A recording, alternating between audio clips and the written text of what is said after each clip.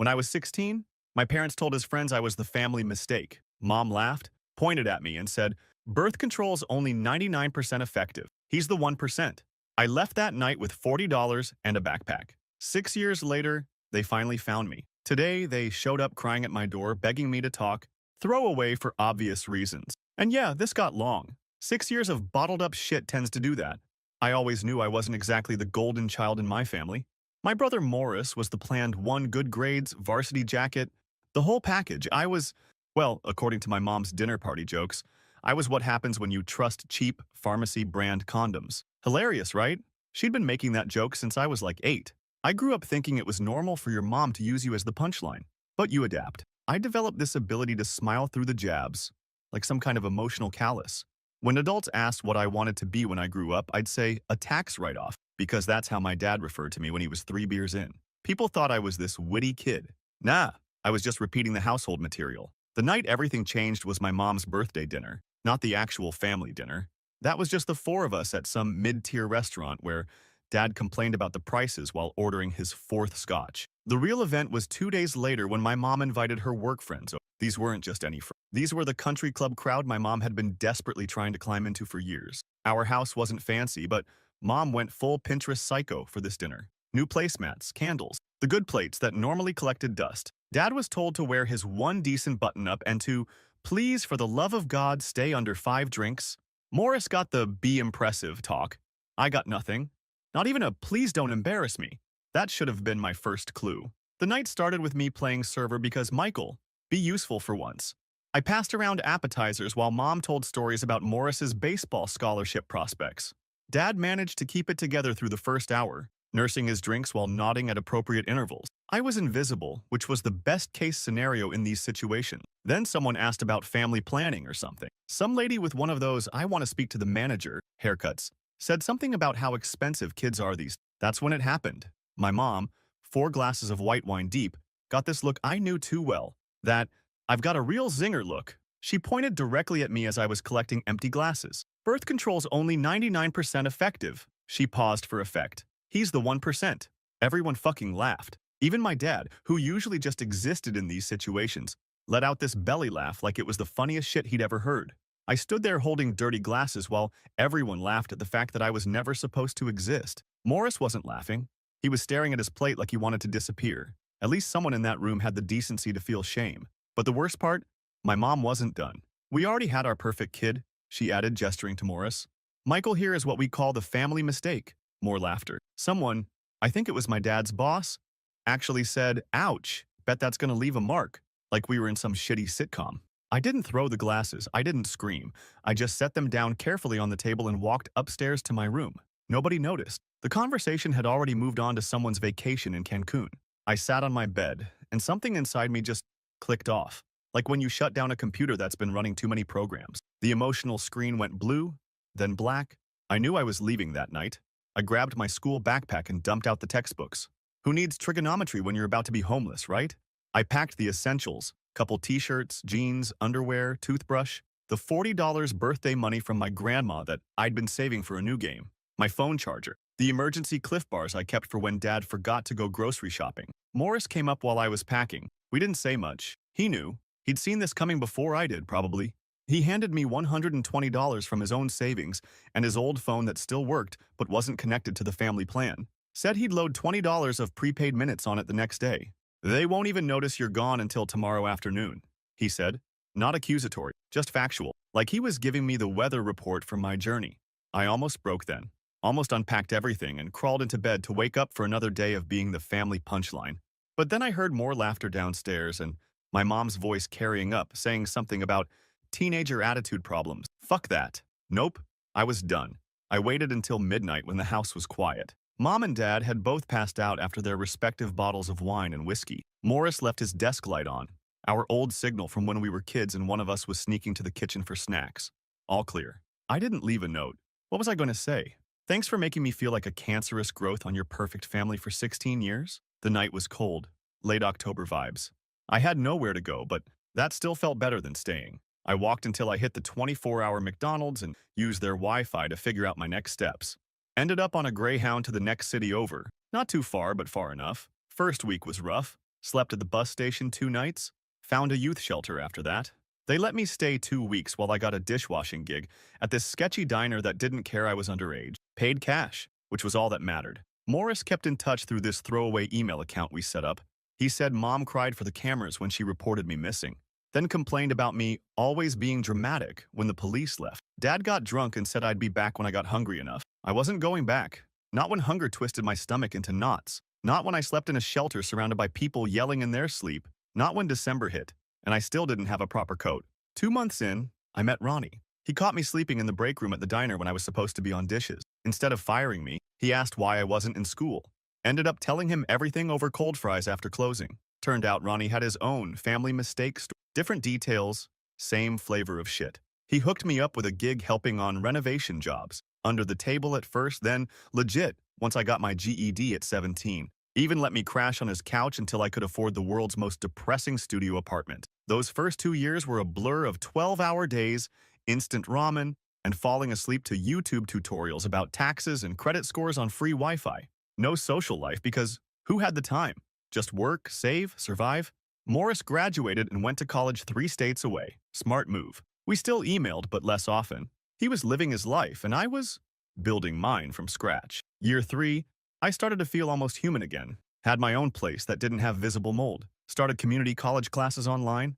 Even went on a few Tinder dates that weren't complete disasters. My parents? They finally realized I wasn't coming crawling back around month 5. Filed a missing persons report that went nowhere because I was working and paying bills under my legal name. They just weren't trying very hard to find the mistake. Morris told me they had turned my room into a home gym by my 17th birthday. Dad got my baseball card collection that was actually worth something. Mom told the neighbors I was at some special boarding school for troubled teens. That's when I decided this wasn't just about escaping anymore. This was about becoming someone they'd regret losing, someone who'd make them realize what they threw away. I stopped being angry all the time. Anger burns calories you need for climbing. Instead, I got cold, calculating. Started thinking about money not just as survival but as power. Every paycheck, every A in my online classes, every new skill I picked up became another brick in the wall between me and that dinner table where I stood holding dirty glasses while everyone laughed. It's been 6 years now. I'm 22. I have my own place, my own life, my own chosen family of friends who actually give a shit. Morris is the only one who knows where I am, and he's sworn to secrecy. Or he was, until last week when he called to warn me that our parents are looking for hard, because now they need something. Turns out the Bank of Karma is finally calling in their debt. And me? I'm the collections agent they never saw coming. The interest on emotional debt compounds daily. Update. First off, holy shit, didn't expect the first part to blow up like that. RIP my inbox. Thanks for all the awards and validation that I'm not the crazy one in this story. For those asking if this is real, unfortunately, yeah. Some details changed for obvious reasons, but the core story is my life. Wish it wasn't. Alright, picking up where I left off. The first 2 years after leaving were basically survival mode. Working double shifts, eating budget ramen, and sleeping on a mattress I found by the dumpster. Don't judge. I Lysoled the hell out of it. I'd check my email at the public library, where Morris would update me on the home situation. Apparently, Mom and Dad spent about 3 weeks looking for, and by looking, I mean Mom posted a couple of dramatic Facebook updates with my school photo, getting her daily dose of sympathy reaction. Dad called exactly 2 of my friends from school. That was the extent of their search for their missing kid. Month 4, Morris sent me a screenshot of Mom's Facebook post announcing they'd converted my bedroom into her dream home gym, with a Peloton knockoff and those decorative weights nobody actually uses. Caption, making lemonade from life's lemons. #blessed. #fitmom. That post got more engagement than any about me being missing. Let that sink in. By year 3, I'd saved enough for community college classes. Not the fancy in-person kind, the cheap online ones you do after working all day. My back hurt from hunching over a laptop at my kitchen counter, aka a door on 2 milk crates. But that pain felt different. Productive pain. I studied business and finance, not because I had some passion for spreadsheets, but because I was learning money is just math, and math doesn't care if you were wanted or not. That's when I met Zoe in an online study group. She messaged me privately after I fixed her Excel formula during a group project. We started video chatting about assignments, then about everything else. She was smart as hell, studying for her paralegal certification while working at a law office. First time we met IRL was at this sad coffee shop halfway between our apartments. I was nervous AF, wearing my one decent shirt that still had a small pasta sauce stain I'd tried to hide with a pen. She showed up with her hair in this messy bun, glasses, and a smile that made me forget about being the family mistake for a whole 3 hours. I told her everything that night, expected her to run. Instead, she got this look. Not pity, something colder. She told me about her own toxic mom who used her as an emotional punching bag. We were the same kind of damage, just different flavors. Zoe changed my perspective. Where I saw survival, she saw opportunity. She'd point at property listings while we ate takeout on my floor and say things like, "That building's value is all wrong based on the neighborhood growth pattern." Meanwhile, Morris kept me updated on the home front. Dad's drinking had gotten worse after he got laid off. Mom's social climbing hit a ceiling when her fancy friends realized she couldn't keep up financially. Their credit card debt was piling up. They'd refinanced the house twice. Morris graduated and moved away for a job. Smart kid. He was the only one who knew which city I lived in, but not my exact address. We had an emergency system. If he ever texted Blue Waffle, an old gross internet joke between us, it meant our parents had somehow figured out where I was. Year 4 was when I started making actual progress. Got promoted twice at work, moved to an apartment where the neighbors didn't scream at 3 a.m., started building credit with a secured card. Small victories that felt massive. I became obsessed with personal finance subreddits and YouTube channels, learned about investment accounts, compound interest, credit building. Every dollar I saved felt like another brick in the wall between me and ever needing my parents again. Zoe moved in with me at the start of year 5. Our place wasn't fancy, just a one-bedroom with functioning appliances and a shower that didn't randomly go cold. But it was ours. We'd sit on our secondhand couch eating discount stir-fry, planning our finances like some couples plan weddings. That's when Morris dropped the first bomb. He called instead of our usual texts, which immediately set off alarms. Dad had lost their house. Not immediately. They were in pre-foreclosure, but the bank was coming. Years of refinancing, missed payments, and Dad's business ideas had finally caught up with them. They had 90 days before eviction, and suddenly they remembered they had another son. Mom started posting old baby pictures of me on Facebook. "Missing my baby boy every day. Please share to help us find Michael. #missingson, #come home." The same pictures she couldn't be bothered to post when I actually went missing. The comments were pure gold. "I thought he was at boarding school? Didn't you say he joined the military?" My personal favorite, "Isn't that the room you turned into your gym?" Dad apparently joined some Facebook groups for parents of estranged kids, started portraying himself as this heartbroken father desperate to reconnect. Morris said he even got sober for about 3 weeks before falling off the wagon again. I watched all this from a distance, through Morris's updates and by lurking on their social media. Something cold was forming inside me. Not just anger, something more calculated. Zoe noticed. We'd be eating dinner, and she'd catch me staring at nothing, running numbers in my head. She didn't try to talk me out of what I was planning. Instead, she helped refine it. I'd been saving and investing aggressively, living below my means while building a portfolio. Not huge money, but enough to make some moves. Zoe helped me understand the legal angles through her paralegal knowledge. That's when we hatched the plan. I contacted the bank handling my parents' mortgage, used a different name, created an LLC, explained I was interested in purchasing distressed properties in that neighborhood, made an offer on their specific loan. Banks don't care who buys the debt as long as they get paid. 3 weeks and a stack of paperwork later, I owned my parents' mortgage. They didn't know it, but they now owed me money for the roof over their heads. I didn't foreclose immediately. I wanted to wait until they found me, until they came begging for help, not knowing I held their financial future in my hands. Zoe called it poetic justice. I called it balancing the ledger. Meanwhile, Mom's desperate social media campaign to find me was gaining traction. Some local Facebook group in their town shared her posts. People love a good family reunion story, especially when they don't know the truth. The mistake happened 6 months ago. Morris was visiting us for the weekend, posted an Instagram story of us at a local restaurant, a place with a unique mural in the background that screamed our city. He deleted it after 10 minutes, but Mom had already seen it. The text started flooding in. Morris showed me his phone with 27 unread messages from Mom, all variants of, "Is that Michael?" and "Where are you?" Morris sent the Blue Waffle emergency text that night. We laughed it off. What were the chances they'd actually find me in a city of 2 million people based on one mural? Pretty good, apparently, when you're desperate. 2 weeks ago, Morris called, said Mom had joined every Facebook group for our city, posted my high school photo everywhere, looking for my son, with some sob story about us being tragically separated. Then last week, the neighbor across the hall mentioned someone had been asking about me, showed me a screenshot. My mom had somehow found our apartment complex's community page and was messaging residents. I changed our locks that day. Part of me wanted to run again, start over somewhere, but Zoe reminded me I owned their house now.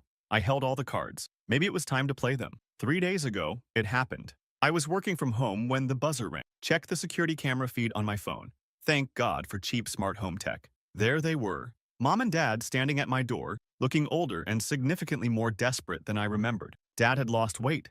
Mom had gained it. Both looked like they hadn't slept in days. Dad was shifting from foot to foot like he needed a drink. Mom was clutching her purse like it contained her last shred of dignity. I didn't answer. Watched them press the buzzer 3 more times. They finally left a handwritten note begging me to contact them about an urgent family matter. Morris called that night, confirmed what I already knew. They were here about the house.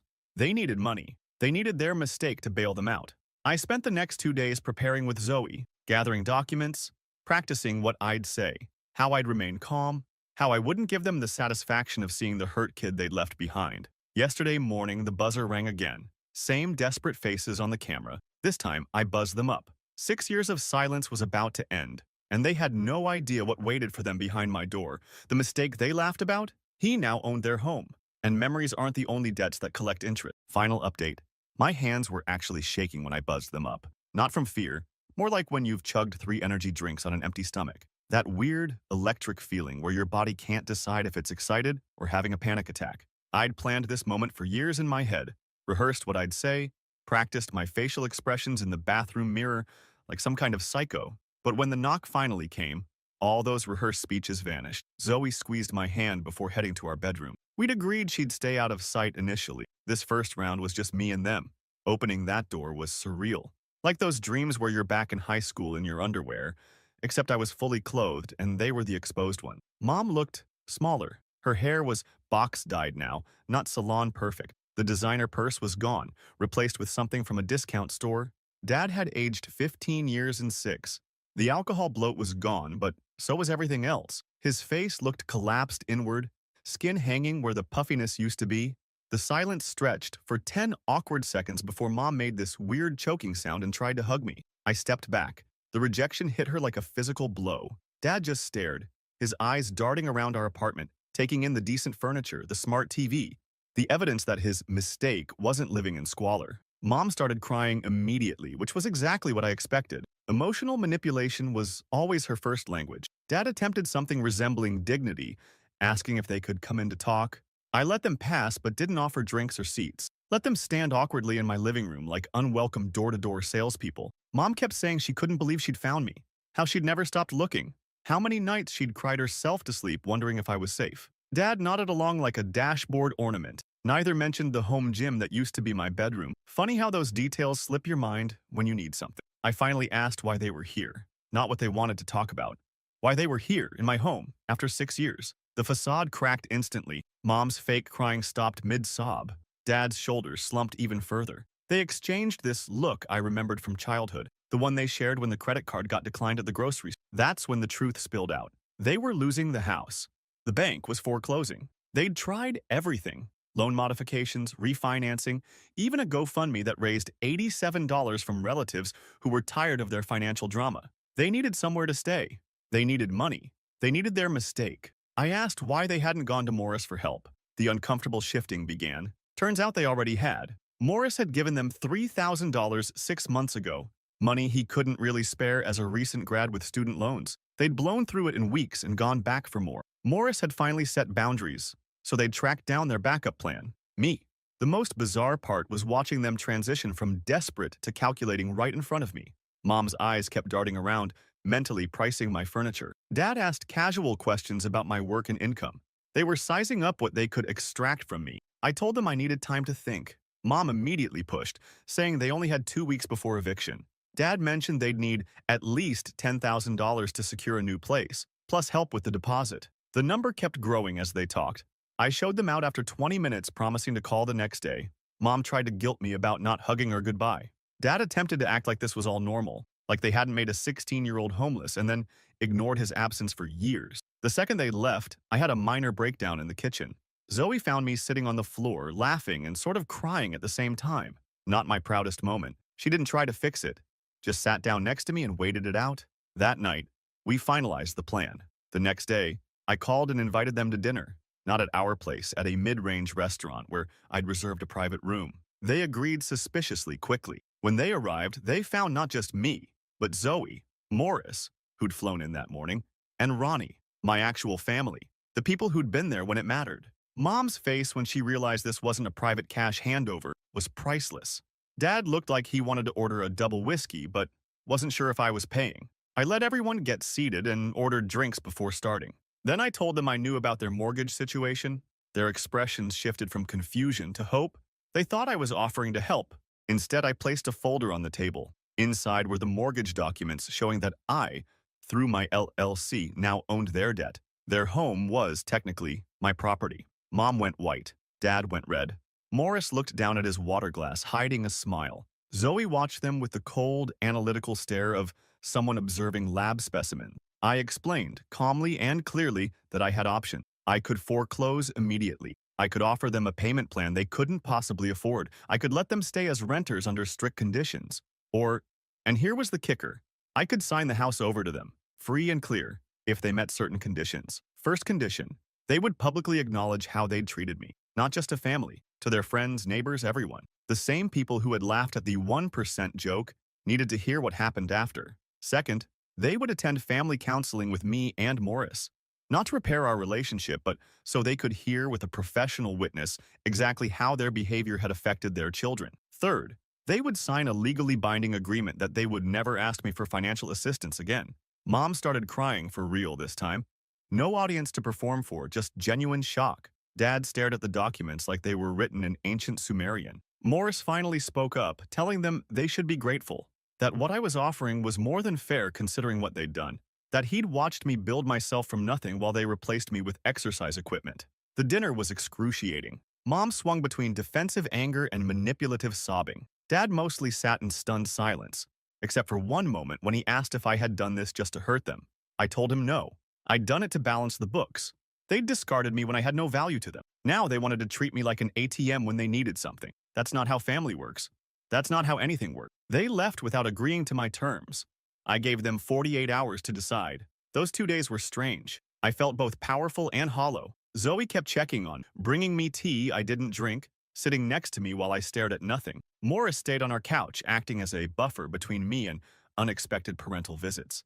On the morning of the deadline, they showed up again. They looked defeated. They'd agreed to my terms, not because they understood what they'd done wrong, but because they had no choice. The paperwork was signed with minimal drama. I had Zoe's coworker, a notary, witness everything. The aftermath has been complicated. They've kept their word so far, probably because they know I still have copies of everything and could take legal action. Mom posted a long, self-pitying apology on Facebook that still somehow made her the victim. Dad has called twice, awkward conversations where he seems to be trying to figure out if I'm still angry. Morris went back home yesterday. Before leaving, he hugged me for a long time and said he was proud of me, that I'd done what he never had the courage to do, hold them accountable. Is this revenge? I guess, but it feels more like correction, like finally balancing an equation that's been wrong for 22 years. Am I happy? Not exactly. Satisfied is a better word. The anger isn't gone, but it's different now. Less like a burning coal in my chest and more like a scar that's finally closed. Last night, Zoe and I were lying in bed talking about